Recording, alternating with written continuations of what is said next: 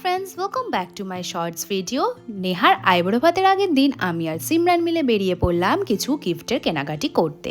বাড়িতে এসে ওর জন্য গিফটটা রেডি করে নিলাম। গিফটে ছিল একটা শাড়ি, একটা ক্লিপ, একটা নেল পলিশ, কিছু চকলেট, দুটো টিপের পাতা আর একটা ছোট্ট মতো কানের। এটাই ছিল আমাদের তরফ থেকে ওর আইবুড়ো ভাতের গিফট। তো পরের দিন সকালবেলায় কি হচ্ছে তোমাদের সাথে চলো শেয়ার করি।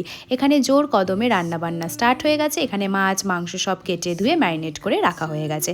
এখানে 5 রকম ভাজা, আলু ভাজা, মিষ্টি আলু ভাজা, বেগুন ভাজা আর কিন্তু ছিল কুমড়ো ভাজা।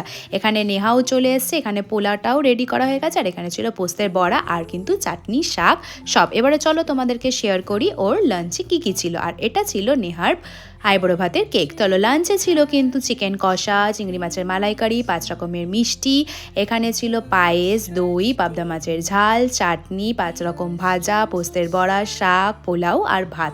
এই ছিল কিন্তু আজকের ওর লাঞ্চের মেনু।